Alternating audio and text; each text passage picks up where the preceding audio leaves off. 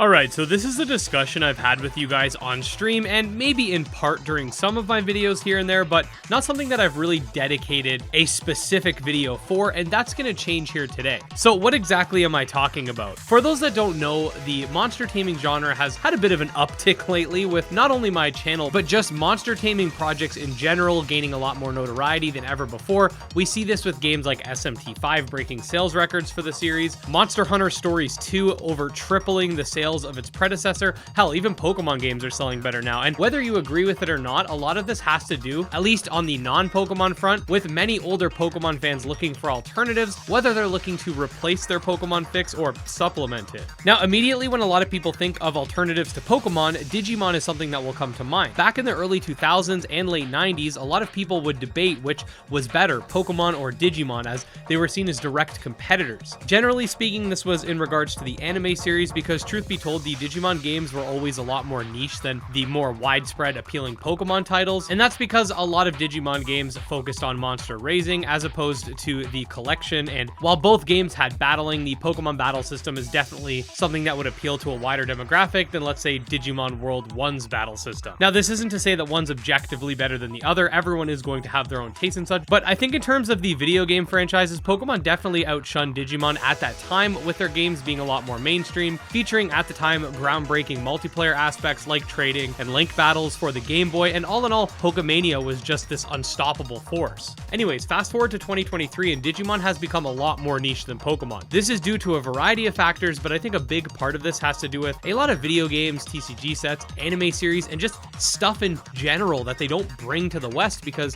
they deem it unviable.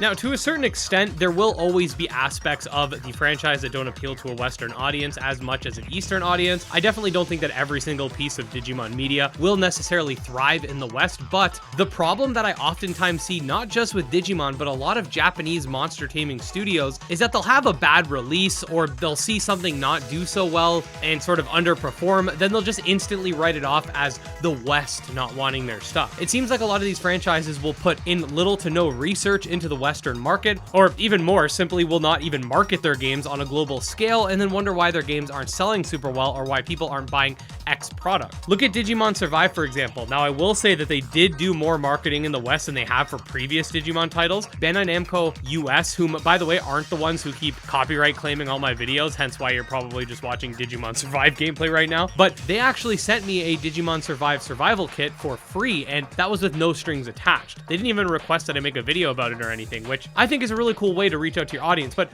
other than that, in terms of widespread Western marketing, there wasn't a whole lot. We got a couple trailers here and there, and honestly, it was the most marketing we'd seen in recent times, but that's pretty much it. Digimon World Next Order is coming to Nintendo Switch in 6 days as of the time this video is going live, and there has been next to no marketing for that except the initial trailer, which was reused for Digimon Con. Granted, this is a port of a game that came out 6 years ago, but there's clearly a reason why they decided to bring the game to the Switch, and that's likely because they do see that more people are interested in other monster taming IPs. So it really begs the question, why not market this further? Is it because they don't think the game will sell really well, so they don't want to spend the money? Is it because Bandai Japan wants to focus more on Gundam? It's probably a combination of both, but the point is that a lot of these developers, like what we saw with Monster Rancher 1 and 2 DX, some of the later Yokai Watch titles, and the Digimon franchise, won't really market their games and then wonder why they don't sell super well. That's kind of where we get to the point of this video. The catch-22 is that publishers don't market the game, then the game doesn't sell well, then they deem the game unviable, so when the next game comes out, they again don't market, and then it's just a big loop.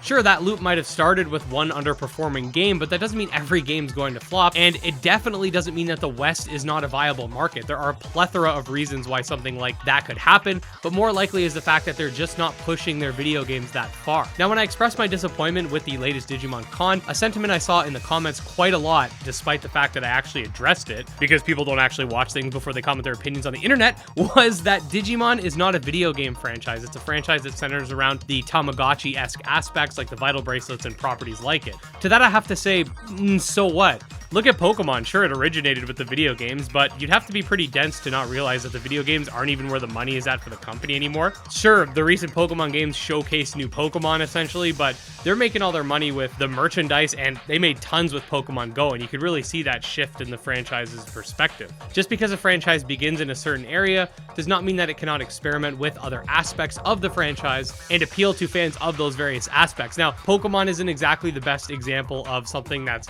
necessarily good that they shifted their perspectives, but I digress. Regardless of where Digimon has its roots, there is a clear market for monster taming RPGs and just monster taming games in general that Digimon itself has dabbled with the Digimon story games, and I think that they need to put more resources into their video games and to a lesser extent their anime, because they have been putting quite a bit into that already, but there's just a ton of gamers who want to play Digimon games. The problem is that I will say something like this and then they will try to make a game, not market it, then be like, oh, well, it didn't do well. This isn't even something exclusive to Digimon or Japanese monster taming games either. There are plenty of monster taming games that don't market themselves and then just expect me, since I'm the monster tamer guy, to just spread the news about their games, and then guess what? I don't have that much reach. I can't get your game hundreds of thousands of sales. I could point people in the right direction, but it's gonna depend on whether or not your game looks good and whether or not it's marketable.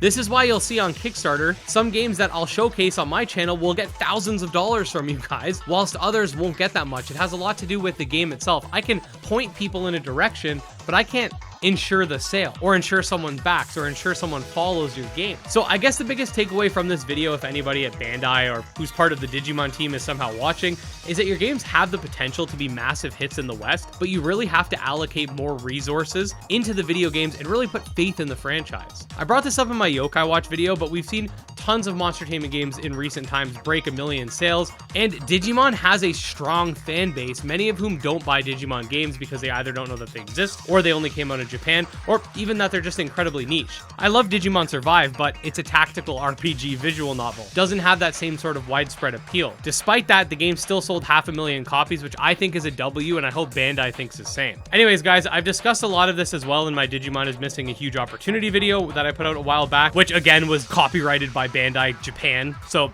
that sucks, but you can go check out that video too if you want to hear more of my ideas for the Digimon franchise as far as capitalizing on the surge in monster taming games is concerned. But other than that, let me know your thoughts down below. All opinions are welcome, but if you say something that I literally responded to in this video because you didn't watch the whole thing, you smell. But yeah, other than that, if you're a Digimon fan or a fan of monster taming games like it, definitely subscribe to the channel. I put out new monster taming videos every single day, and we're on the road to 100K, which I never thought I would say in my life, so definitely come join the community. You can also check out my Twitter, Discord, and Patreon linked below, and special thanks to my patrons, especially Jim Hamilton, Dark Persona, Dro Ghost, Candy Morency, and Exodus, and we'll see you guys next time.